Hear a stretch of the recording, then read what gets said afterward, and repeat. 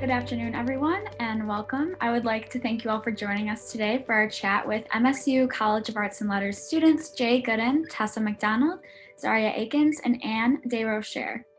My name is Carly Lizet, and I will be moderating today's discussion.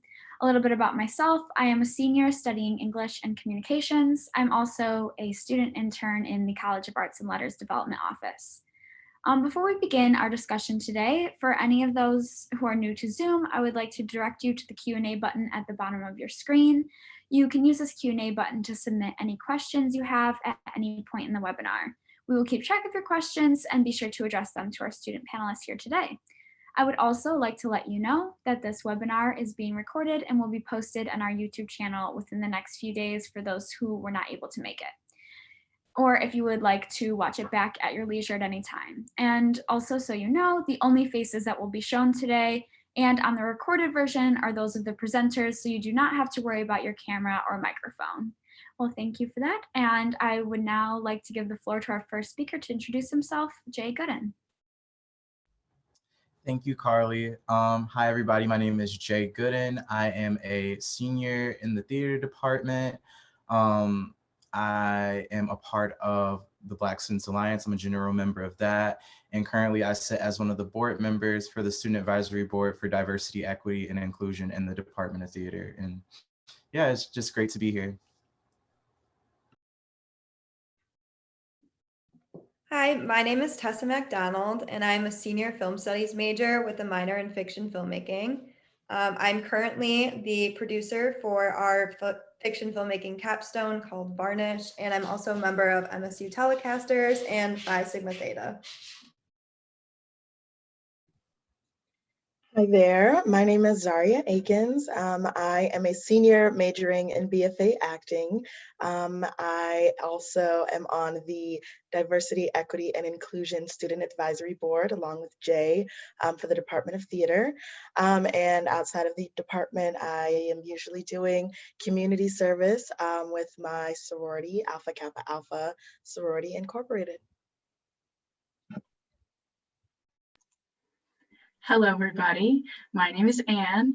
I'm majoring in experience architecture and psychology, and I have minors in information technology and data analytics. I am currently the president of Experience Architecture Club, and outside of class, I can be found usually crocheting. Thank you all for introducing yourselves. It's so nice to have you all here today. And so now we are going to get into our Q&A. And for our first question is, why did you choose a major in the College of Arts and Letters? I chose sorry, my cat is going insane right now, so that's what you hear. I chose a major in the College of Arts and Letters because I've always been really interested in English and writing, and that's always just been my strong suit. And I didn't really know that film theory was a thing until I was exposed to it, just like at orientation. And it was definitely the right fit for me because it was the perfect combination of writing and my love of film. So I chose to be a part of the College of Arts and Letters because that is where I can receive my BFA in acting. And initially I was not a part of the College of Arts and Letters. I was in the college, well, trying to get into the College of Engineering, but it wasn't until I decided to follow my dreams that I decided to pursue acting. And so thank goodness for College of Arts and Letters because they provide me with that opportunity. I chose my major, experience architecture, after I had committed to MSU before I was on campus. And I found it when I was looking through the entire list of majors that MSU has. So this is a very, very long list. And I sort of clicked on it by accident and realized that I really related to what the program was talking about. I am a people person. I'm interested in narrative and empathy and emotion and the stories we can connect around all of those things. And so because my program focuses on that, it's actually housed within the College of Arts and Letters. So I chose Arts and Letters because of my connection to my program, like Zaria. But yeah. Thank you. Okay, and then I know you all are a part of a lot of organizations. So what organizations, jobs, or extracurricular activities are you involved in that have made an impact here? How did Jay pick his major? One sec. Oh yeah, so sorry about that. No biggie, no biggie. So I was just gonna say, similar to Zaria, I chose my major in the College of Arts and Letters because I wanted to pursue my BFA in acting as well. You know, acting has always been my dream and my passion. And so when I got to college, it was no question. I just needed to find the right route, and College of Arts and Letters was able to provide me with that route. So.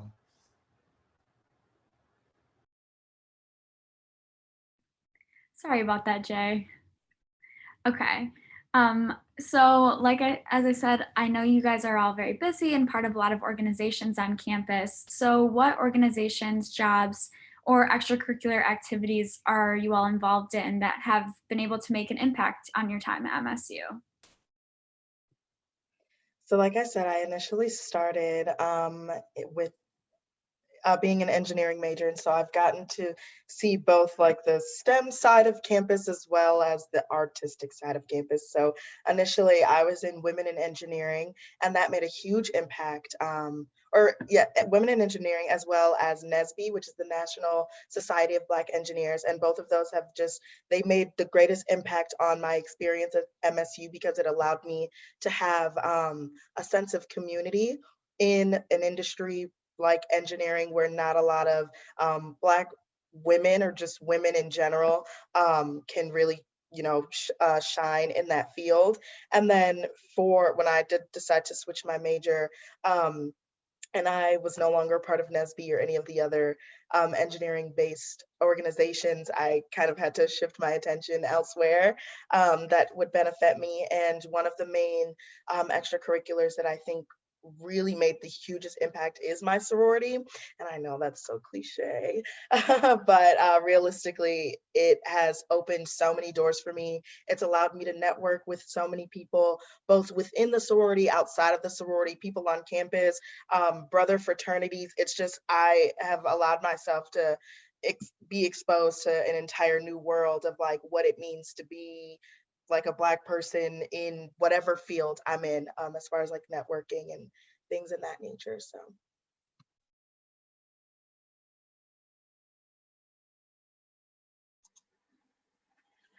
So I'm currently the president of Experience Architecture Club. I actually joined the club as a freshman, my first semester on campus, and then I've been the president since last spring semester.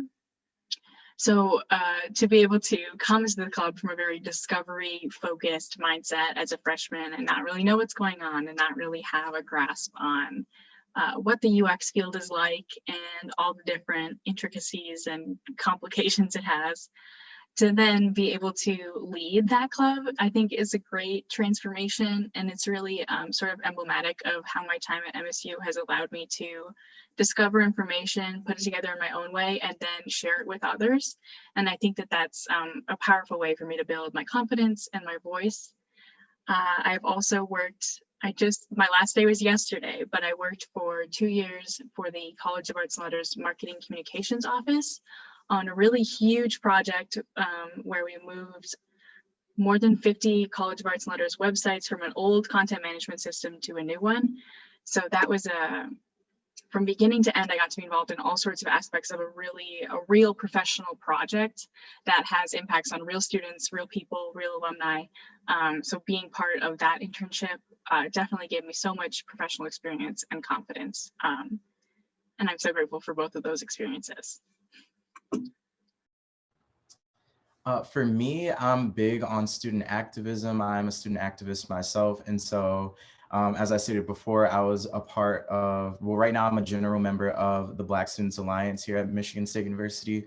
I served on the e-board for 2 years, and I just really loved that because I got to see the university as a whole and be able to connect with different people from different colleges, different people in administration, and at the same time being able to advocate for Black students is very rewarding.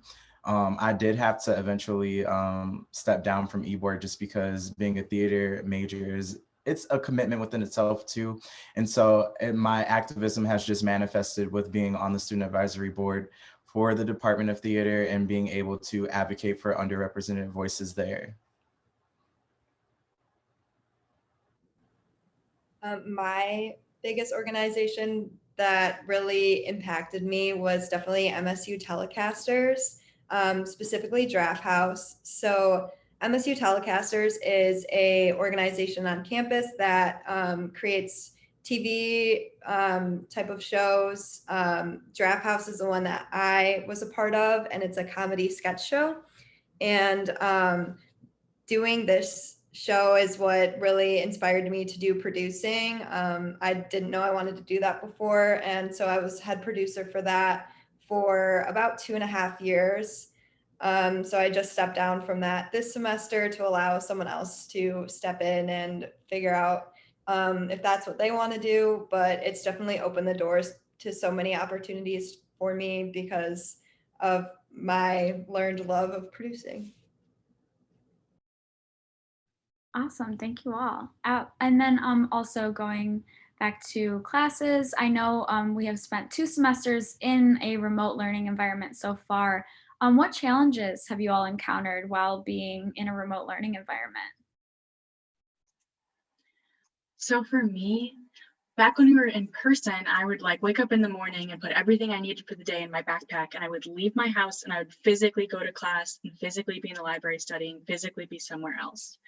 And with these remote semesters, all of the structure that physical change, that picking all of your physical stuff up and leaving gives my brain is gone. And so all of the structure needs to come from me, which I can handle. I'm pretty organized, so I can hack it, I promise, but it just gets a little bit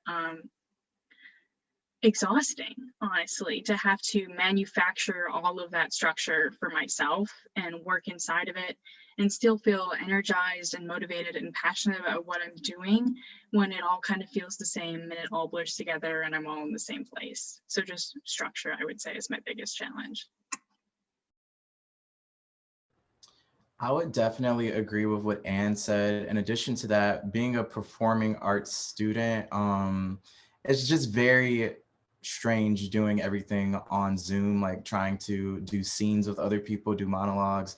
It's a very strange thing. And for me this semester, it was finding the motivation and like continuing to be inspired in my craft when it is completely different, or like you lose certain things that are necessary for you to do your craft. Because with acting, you need that human interaction, you need the in-person connections. And with Zoom, that became a barrier because, you know, sometimes things are lagged or you don't get to, you know, act out a scene how you entirely would. So that has been my biggest struggle. I think I've like, by the end of my senior year, like I've, you know, reached the point where I've like gotten my motivation back, but yeah. So for me, besides trying to figure out how to create an entire fiction film remotely and following COVID guidelines, I think the biggest challenge for me has just been like when you're a student on campus, like you have your student identity and then you have your identity, who you are with your friends, and then you have your work identity. And working from home, all of those identities exist in one place, in one room. And so I think it's a lot harder to separate who you are, and because like it's just all meshed together when you're at home. So I think just like finding balance between all of my different sides of myself within one space has been my biggest challenge.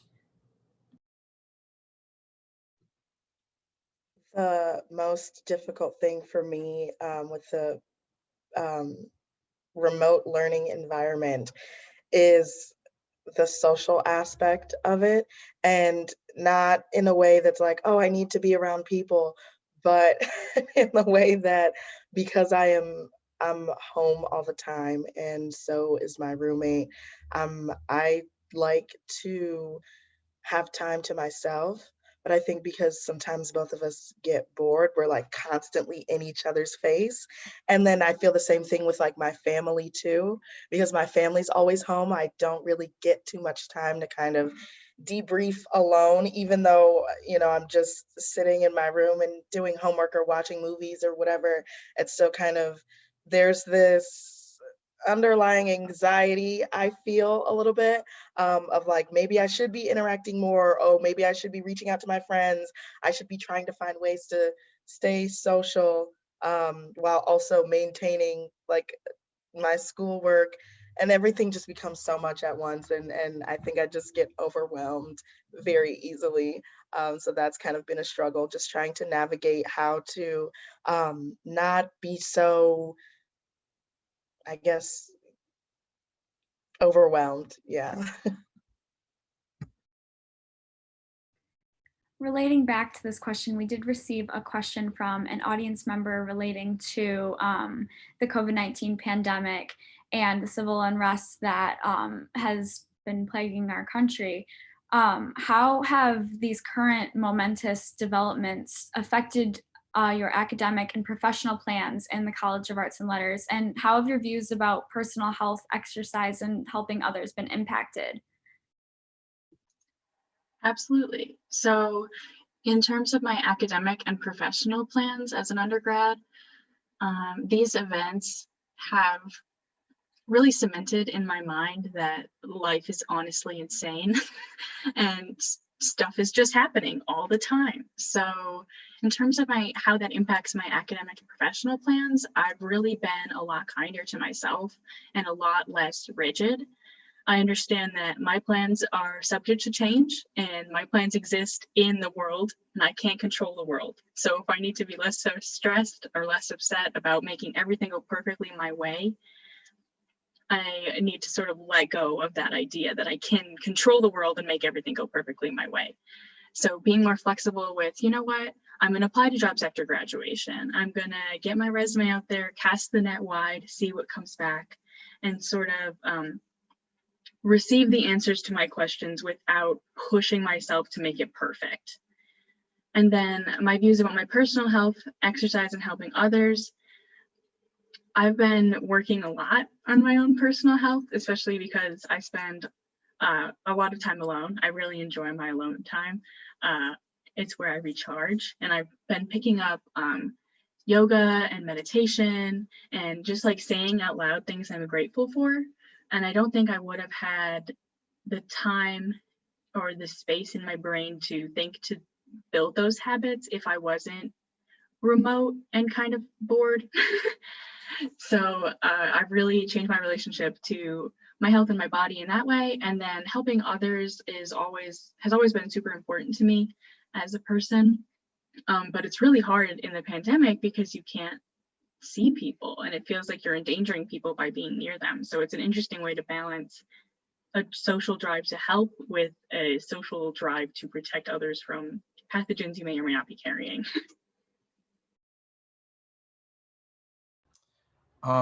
For me, speaking to the civil unrest and like the impact that it's had on me educationally and professionally, it's kind of like I've always had to deal with it as a Black man in America. Like that's something that's always on my mind. And so it was nice to see other people that aren't necessarily Black acknowledge it and join the cause, because it didn't feel like it was just my fight. And I hope that, people continue to be allies and continue to join us in the fight for justice.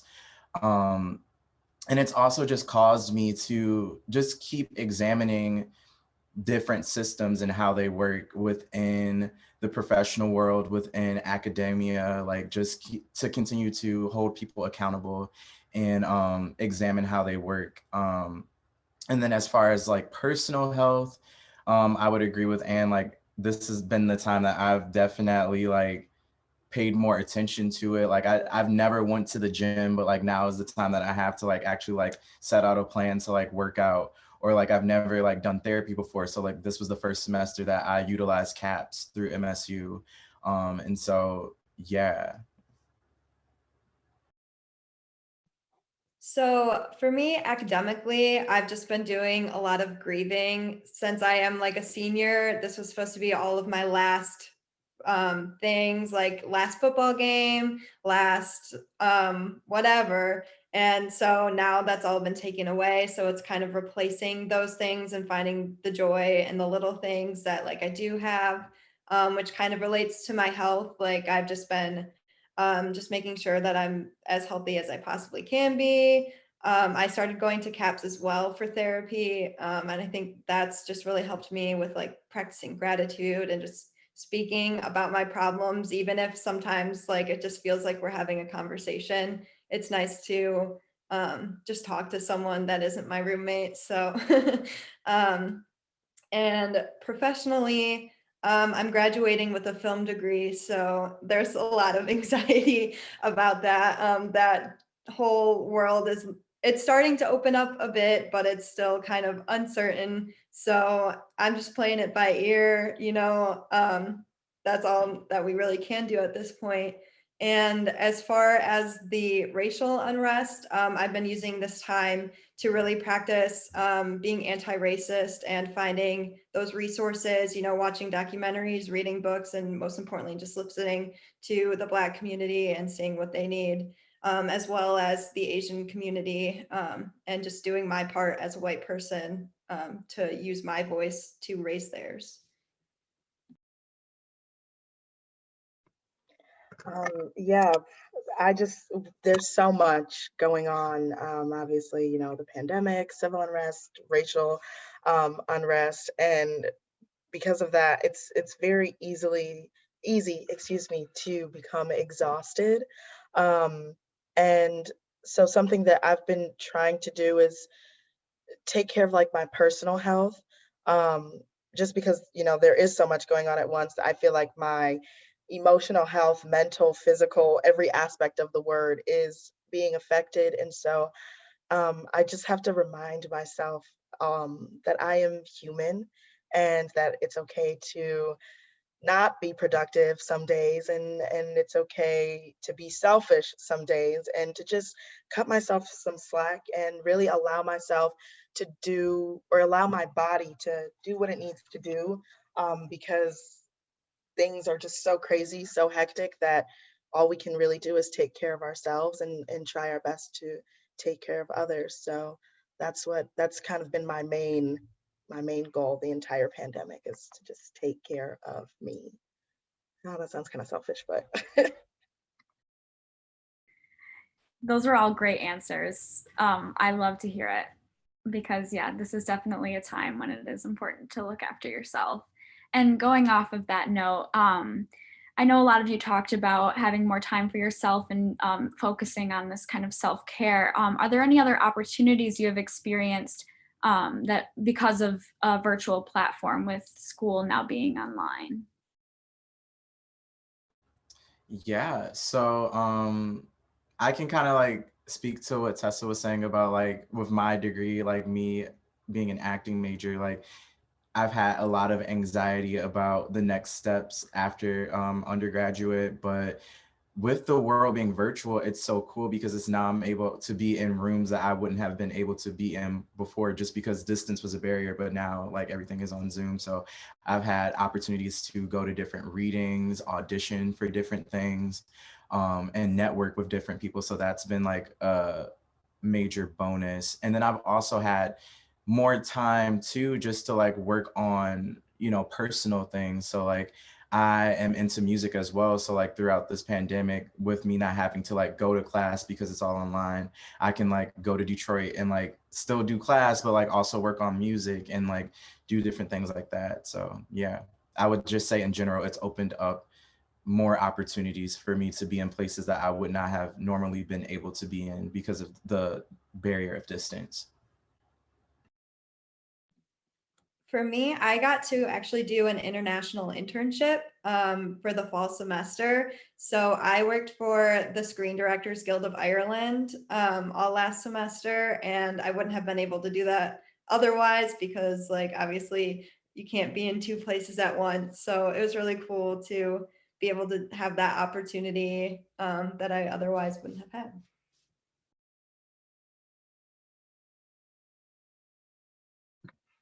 um, it's very similar to Jay. I'm able to be in so many rooms that I otherwise would not have access to. Just recently, I completed a virtual audition while traveling to Florida. And if the pandemic wasn't happening and like if things weren't virtual, I probably would, be stuck in Michigan, not trying to live my best life. And also, speaking of like travel, just taking the necessary safety precautions so that I am able to travel safely and responsibly and still get my work done and pursue my career. I think that's just been probably the most exciting and beneficial thing about being virtual and having a virtual platform. So one of the opportunities that I'm most excited about is actually ongoing. It's normally in pre-pandemic times, it's a study abroad or study away, excuse me, that goes to Silicon Valley for a week and meets with a bunch of different companies about accessibility and the accessibility industry. But this year it's offered as a virtual study away. So it's not credit bearing or doesn't cost anything. So I don't have to pay for a plane ticket. I don't have to pay for the credits of the program, but I still get to go to these weekly Zooms with a bunch of other people who are interested and passionate about accessibility and want to learn about disability rights, advocacy, and that sort of thing. And just learning about how it's done in the industry. What do you need to know? How do you talk about these things respectfully? But yeah, I'm going to be going to the first session was this Wednesday, and there are 4 more, I think. But if that opportunity was not virtual, if I had to pay and be free on those dates and all of those sort of extra things, I definitely wouldn't have been able to experience it. And I'm really excited about it. Also, like Jay and Zaria said, just the idea, and Tessa, you can't be in 2 places at once, right? And I'm from the Upper Peninsula. So when we first went virtual, being able to go all the way up, I'm really far from East Lansing. So being able to go all the way up and be with my family during the first couple lockdowns was really a blessing for me, just being surrounded by people I knew and cared about me, but while still being able to continue my education was a big opportunity that I'm grateful for. Awesome. I'm so glad you guys have been able to have these opportunities. I know it's been a very long time, maybe since that some of us have been actually on campus, but thinking back to a time when we were still able to be on campus, what do you all miss most about being at MSU? Everything. I know that's kind of a cop-out, but I just love campus. Like, I think we have such a beautiful campus. So I think I just miss most walking along the Red Cedar to class, to Wells Hall. Basically lived there. So just walking down on that, like, I miss it so much. I felt so energized to be around other people and to just get out of the house and moving. So So luckily, I am fortunate enough to have 2 in-person classes on campus this semester. So even though I get to physically be on campus, there are still some things that I do miss, specifically like having something to do and somewhere to go. If I was ever bored on campus, I would just go to the Union or visit my friends in Brody, or go to the planetarium, or just there was always something to do. And then also running into my friends on campus and having impromptu hangout sessions or study dates or whatever. Just being with people. Yeah, somewhat of what Tessa said, just missing the camaraderie of it all.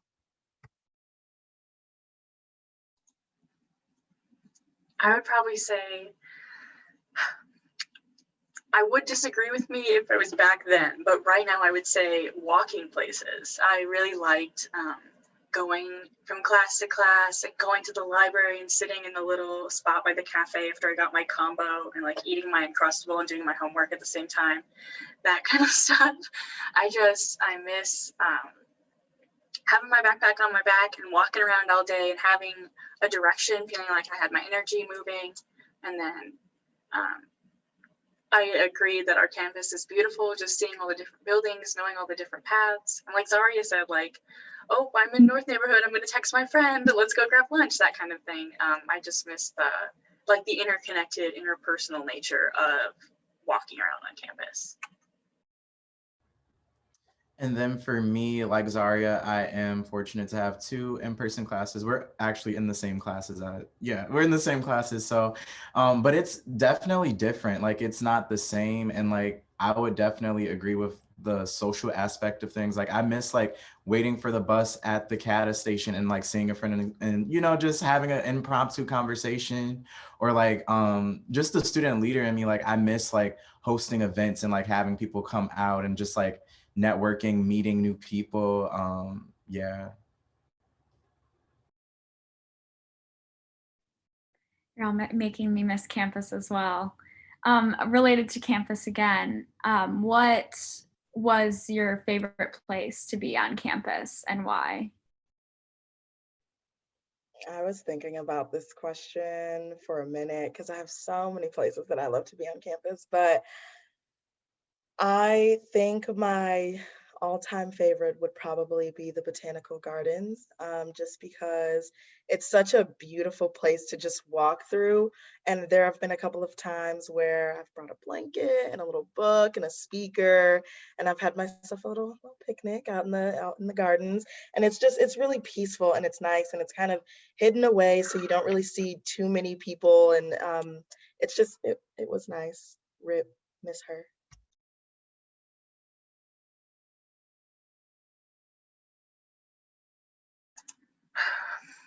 I'm also trying to pick because I have so many favorites.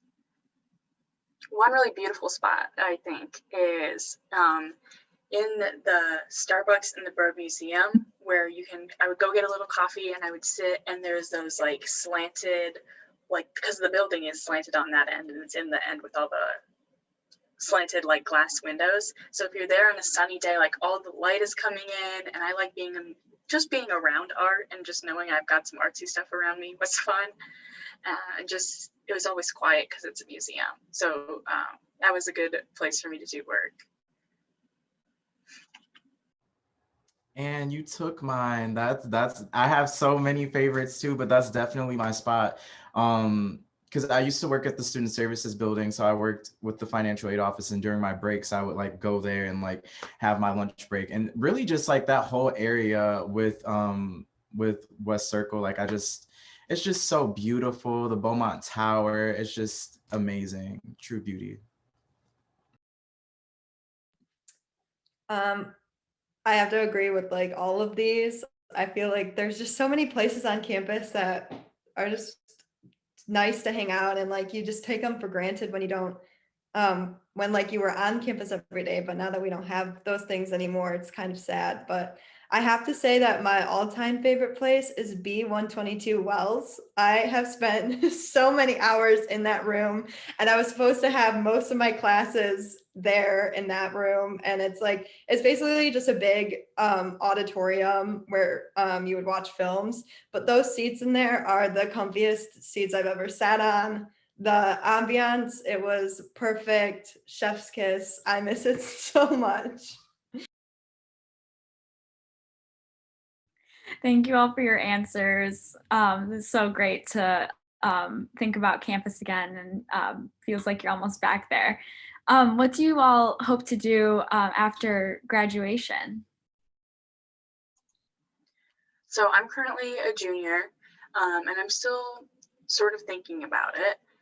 I've considered pursuing a master's in maybe human-computer interaction or library and data science, information science, those sort of things, because that interests me.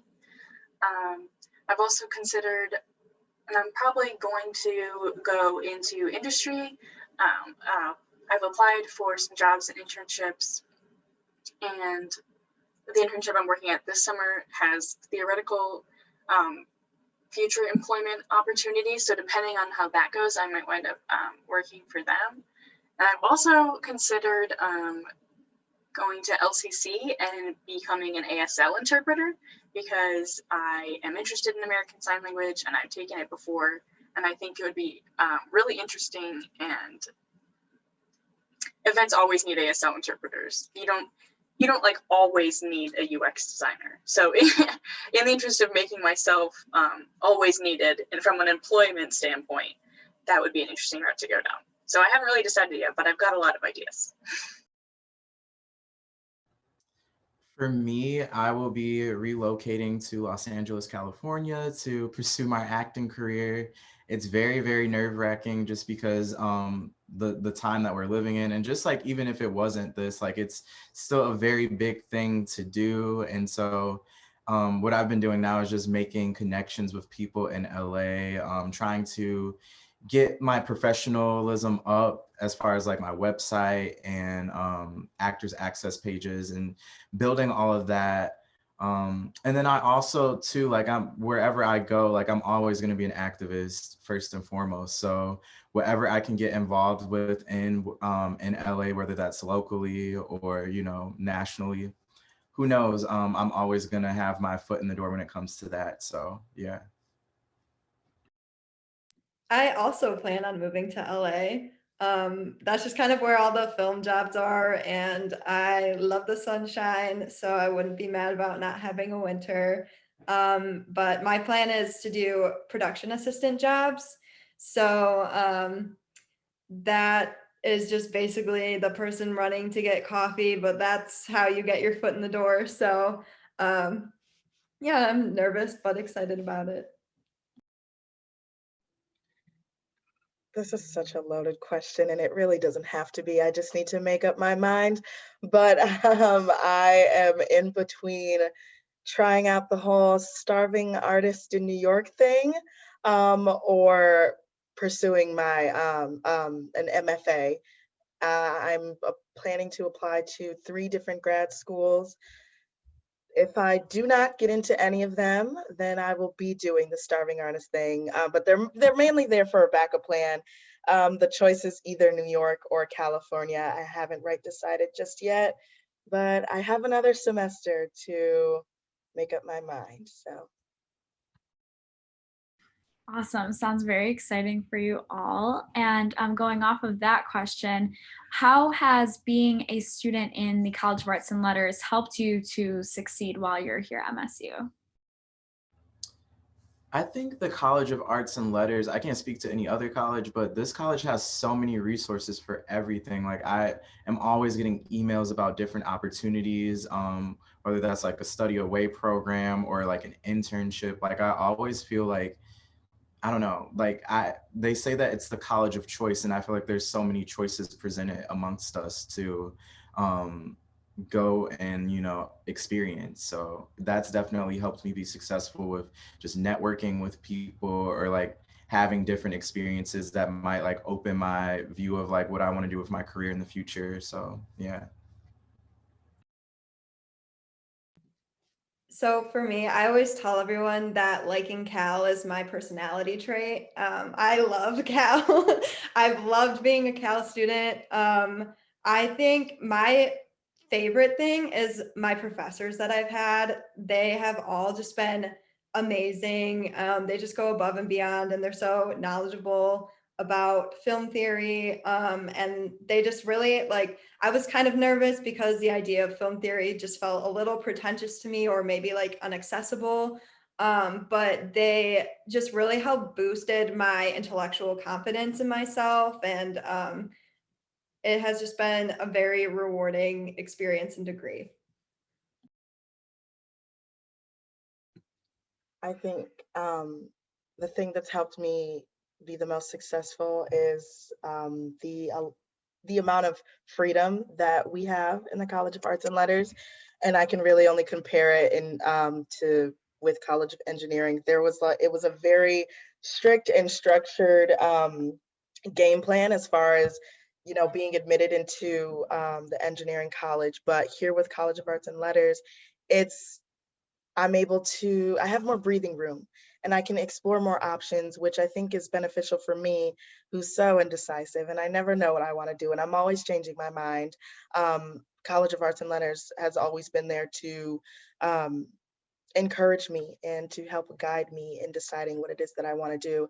And what's really nice is a couple of the credits, like if I decide to do one thing, but I don't want to do it, and then I switch to another major, a lot of those credits transfer over to that next major that I would be interested in. So there's that support there that's always really nice.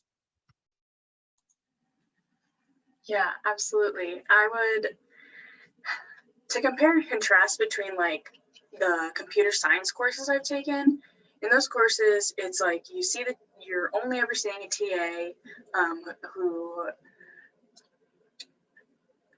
usually like is assigned to so many students, and they're trying to answer all the questions, and when you ask a question, they don't understand what you said, and they answer the wrong question that you didn't ask, that kind of thing. And it just feels like, okay, do the homework, you can figure it out. Oh no, your problem. But in Cal, I feel like because we're humanities, there's the acknowledgement of the human behind every student in Cal interactions. To me, it seems like they really give you that like sort of choose your own adventure path through all the resources. They want to have have you walk through a garden and pick out a basket of whatever you want and walk out the other end satisfied and feeling like you've pursued something that is in alignment with what you're interested in, what your values are, and who you feel you are as a person. So that is invaluable to me. I really, really respect that. And I think it's been a great driving force behind my own success. Thank you all, Anne. I loved your garden metaphor to the College of Arts and Letters. That's fantastic. So I know you talked about how Cal has helped you succeed, but have you all experienced any significant obstacles so far in your undergraduate education here at MSU? So personally, my biggest dream, I guess, for myself when I went to college, was to study abroad. That was the number one thing I wanted to do as soon as I found out that was the thing that you could do. And so last January, I got myself on a plane to Dublin, Ireland, and I was living my best life. It was incredible. And then obviously COVID hit, and I had to kind of cope with being an international student at home. And they just do things very differently over there as far as how coursework is. Like, you're basically graded on 3 things, and it's a lot more anxiety inducing, I think, and like you're just not as close to your professors as you normally would be. Students don't ask questions. That's just like not the norm for whatever reason. So I think just coping with the pandemic has been my biggest obstacle, and like coping with the loss of not having an abroad experience. Like I had mentioned earlier, I somewhat struggle with being decisive, specifically with my majors. And that was one of the largest obstacles in my undergraduate career, because time is ticking. And I always like to tell myself, everyone's on their own timeline, you don't have to finish in 4 years, whatever. But there is that little something in you that kind of tells you like, all right, 4, 5 years max. And so luckily, I had a great advisor, Carmela King Davis, at the time, who told me you need to be pursuing what it is that once you graduate college, you're going to actually pursue that and utilize that degree. And so I ended up transferring into the College of Arts and Letters and worked with our advisor for the Department of Theater, Amy Lampy, who was able to clean up my entire schedule and get me all the way together so that I can graduate within a decent amount of time that's not gonna cost me an arm and a leg. So that's been one of my largest obstacles. I would say that a significant obstacle to my undergraduate education would be the fact that I need to turn into an adult while I'm doing it. In high school, I was living with my parents, and I was on the swim team, and I was taking all these classes, and I felt like I had a good handle on my academics and my extracurriculars. And then, of course, when I went to college, I had academics, I had extracurriculars, and I had to feed myself and remember to exercise and remember that I have to go do my laundry before I ran out of pants to wear, like that sort of thing. So just becoming an adult and learning how to balance my responsibilities with the self-care that is necessary to keep me as a functioning human being has been an obstacle. And especially since I struggled with mental health issues myself, those lines can get really blurred, and I can start to put a lot of pressure on myself to perform perfectly and be the best person I can be without giving myself any of the space or energy to rest and recharge that I need to be able to achieve at the level I would like to. So I guess that obstacle of just learning how to make space for yourself and have boundaries and set them firmly. Yeah, I definitely agree a lot of what you said, and I think we can all relate to that. But for me, personally, I'm a first generation college student, so this is my first time doing this. I'm the first person in my family to ever do it. And so like, I didn't really like have anyone telling me like how to do certain things, how to apply for financial aid, how to, register for classes. What does it mean if I drop a class? Like that, it was me figuring that out for the first time all by myself. And so that was a challenge within itself. But I don't know, it's also rewarding too, because it's like I'm setting the blueprint for my family that's going to come after me. And so that's just really rewarding to know that. But yeah. Thank you all. And then another question we have is, what are some unique opportunities or classes that you have had in your major in the College of Arts and Letters? So maybe like a favorite professor, your favorite class that you've had so far.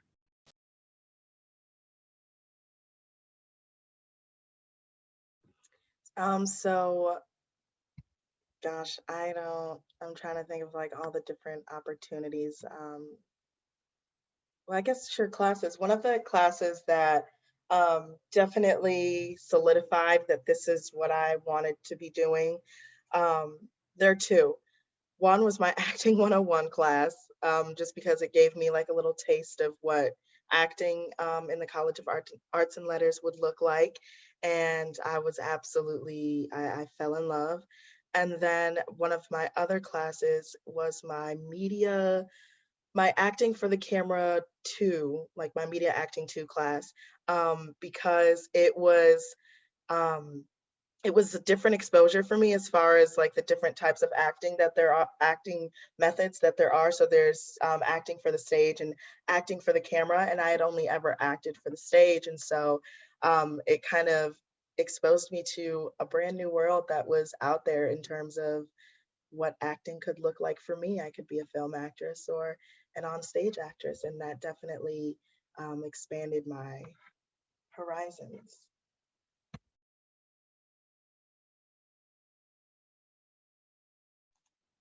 One of the courses I took it spring semester freshman year that is required for my experience architecture major is a philosophy course, Philosophy 130, Logic and Reasoning.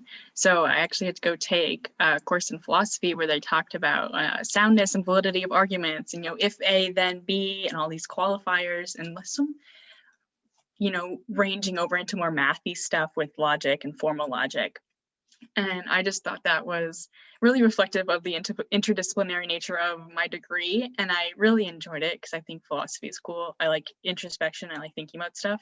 So learning in that context was fun. And I also really enjoyed GD 303, which is experimental design, which is a graphic design lab. Unfortunately, it was during the semester that COVID hit, so it was only in person for the first half, but I really enjoyed going to Kresge, being in the lab rooms, being with all the other people who were working on a project, and working on what I was working on, being able to turn to the person next to me and talk to them about what they're doing and what solutions they're making and that sort of thing. So I enjoyed the collaborative graphic design lab environments. For me, I also have two, because one kind of led to the other. But the first one was, and shout out to Amy Lampy again, because she's an amazing advisor, but I was just looking for some extra credits to fill my schedule. And there happened to be a dance class open. And Brad Wilcuts, he is over dance in College of Arts and Letters. Like, he's one of the professors over that. And so he has some spots open for theater students. And I'm like, why not? Because I've always wanted to take dance. I've never done it because in my head I have rhythm, but the rest of my body just doesn't know that yet. So like, I was like, this is the time to put that in place and like take this class. And it was really cool. And I actually walked away, you know, feeling like I can actually like learn choreo and like add that to my list of things that I can do that would give me more opportunities within my career. And then within that class, Brad was directing Oklahoma at the time. And from that, he knew some people at ESPN, and they were at that time shooting a 30 for 30 for Dennis Rodman.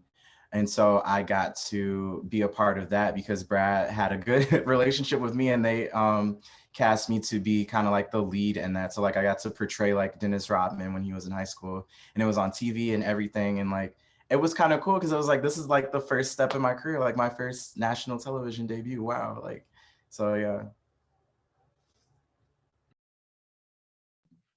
So for me, I also have two classes that really stand out. So one of them is I took a course called Music and the Moving Image with Lynn Goeringer. And basically, it talked about how like music influences film. Normally when film is discussed, you like the soundtrack is almost an afterthought. Like it kind of is like what happens afterward. But instead we like kind of switched it around, and then I don't have a background in music, so it was really interesting to like see how as a filmmaker I can use that to my advantage and focus more on the soundtrack, because I think that can really make or break a movie. And then also with my fiction filmmaking minor, as I mentioned previously, I have been the producer for that, and that has been a very unique and rewarding experience. My professor, Jeffrey and Roland Ashif, they both always tell us that like, this isn't practice. You're not practicing making a film, you are making one. And that's very true. I've had to wear a lot of different hats throughout this whole process, but it's been super rewarding and also super applicable to what I want to do with my life. Awesome. Thank you all so much. And then we do have a question from one of our audience members.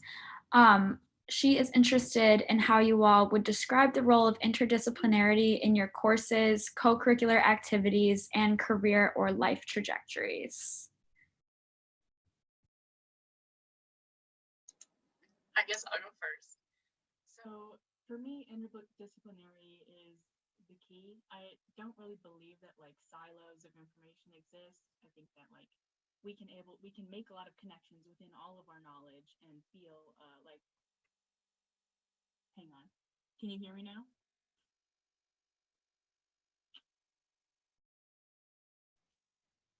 Okay, is that any better? Never mind, skip me then.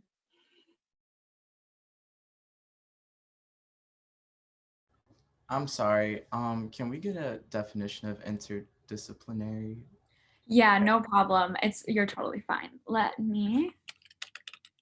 Relating to more than one branch of knowledge. So kind of how like your courses interact with different subjects.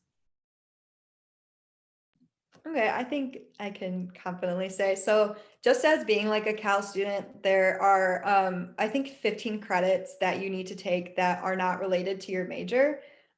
So for me, study abroad kind of counted as part of that. And then I also took French, which is still related to Cal, but then I've taken I took a class on people and the environment. So definitely just like a science-based class, which is totally not my major. So that was super interesting to me because like, I just think like as a person, you just want to be well-rounded in general and have all kinds of knowledge. And then just being a film major, like you're just exposed to so many different films and filmmakers like across the world.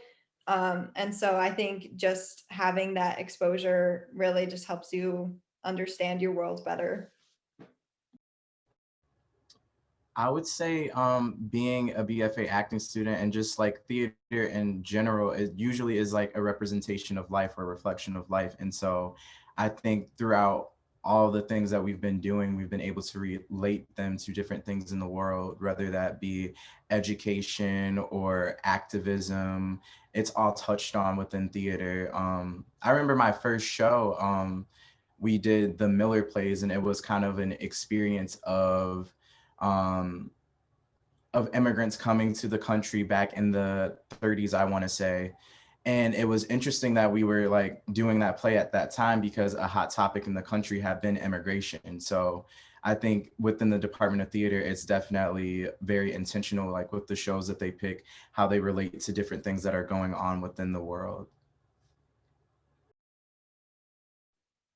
Jay, you touched on exactly what I was going to say, just about specifically when we do decide to put on specific shows or speak about certain topics within the Department of Theater and also College of Arts and Letters. It's like we get to, because we are creatives, we kind of get to apply like real life and the things that we learned from our courses into the work that we produce, which is, I think, probably one of my favorite things ever about, being in the College of Arts and Letters and also just being a creative in general. We get to take things that are happening in our real lives and the things that we've learned from our courses, and we get to show it out to the world in the ways that we would like to.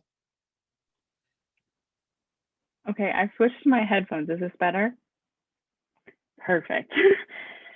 So my major is interdisciplinary by very intentionally. It's shared between the departments of art, history, and design, and writing, rhetoric, and American culture. So it's not even solidly within its own department. It is housed within Cal and then jointly shared by those two departments. So for my experience, I learned a lot of disparate things. I learned about rhetoric, I learned about logic, I learned about HTML, CSS, technical skills. So for me, interdisciplinarity is super, super important for how I see myself and how I imagine that I'll go forward in the world. Having a breadth of knowledge, I think, is essential. And then making those connections between it and feeling like what you know is connected. And like Zaria said, being creative and allowing yourself to think outside the box and paint with some bold new strokes, I think is really exciting. And really relates to the interdisciplinarity that Cal bakes into its program. Thank you for your answers. You guys are awesome. And I just want to say thank you again, Zaria, Jay, Ann, and Tessa. So I've been keeping an eye on the time, and it looks like it's almost 4 o'clock. With that being said, I would just like to thank you all again for speaking today. And I really enjoyed learning about your time here. And I would also like to thank our attendees for taking the time out of their day to watch. And it means a lot to have so many donors and alumni that care about the research and work that is going on in the College of Arts and Letters. I hope you all have a great rest of your week, and go green. Go white. Go white.